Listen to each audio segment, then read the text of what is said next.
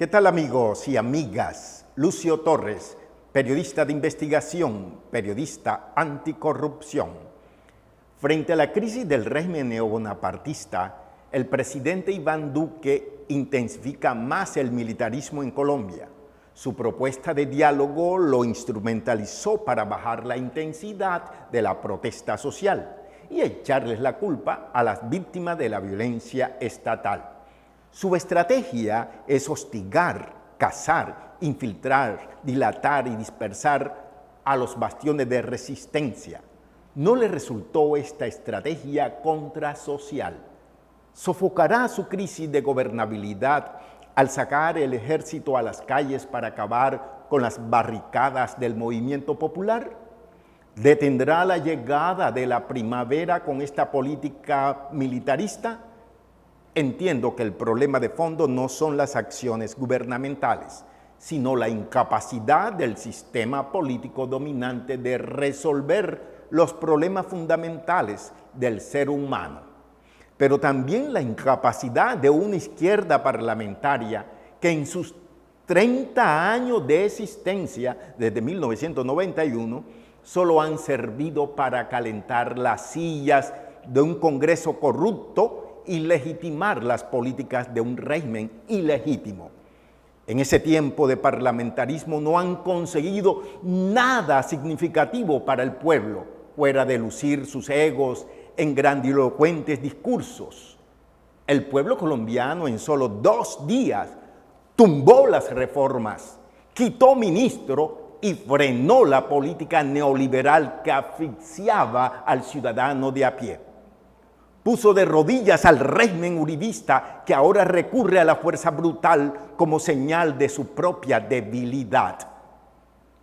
Pero son 66 muertos, según las organizaciones defensoras de derechos humanos que hemos pagado, la mayoría caídos por las balas estatales o paraestatales. La Defensoría del Pueblo reportan 43 muertos. Además, hay más de 2.000 heridos y 170 casos de abuso policial desde el inicio del paro nacional en Colombia, incluyendo agresiones sexuales contra las adolescentes. El pueblo se levantó por tanta inequidad y no fue una revuelta por el florero de Llorente, ni tampoco es el resultado de una supuesta teoría conspirativa antiuribista o una conspiración desde el exterior. Llanamente, el pueblo se mamó de tanta injusticia reinante. La reacción del régimen y de las élites dominantes no se hizo esperar. Ahora formalizó el uso de la violencia institucional y paraestatal para sofocar su propia crisis. Entretanto, las diferentes variantes de la izquierda parlamentarista están confundidas e indecisas, entretenidas con su caramelo electoral. Ni la coalición de la esperanza ni el pacto histórico se han ubicado. Solo esperan conservar sus votos para reelegirse. Por su parte, el régimen se prepara para aplastar los focos de resistencia que aún subsisten en 10 departamentos, especialmente en el Valle del Cauca. La principal justificación son los bloqueos y el vandalismo. Pero en realidad, todo el arsenal militar apunta a las barricadas de jóvenes que aprendieron a resistir y repeler las embestidas violentas del régimen. Cualquier analista sabe que la represión lo que hace es exacerbar más los ánimos de los protagonistas. La violencia trae más violencia. Aquí cabe un diálogo edificante que responda a las peticiones de los actores sin que ello sea considerado una conducta de debilidad. Por el contrario, conversar con un propósito de acuerdo fortalece la democracia. Pero el régimen dio patente de corso al ejército y a la policía con este decreto para que despejen los bloqueos a sangre y fuego si es necesario. Aquí reside su debilidad manifiesta. Duque abrió la posibilidad legal con este decreto de sacar al ejército para destrozar la protesta social legal, so pretexto de acabar con el vandalismo. Se dio cuenta que todavía existen varios bastiones de resistencia de la protesta generalizada.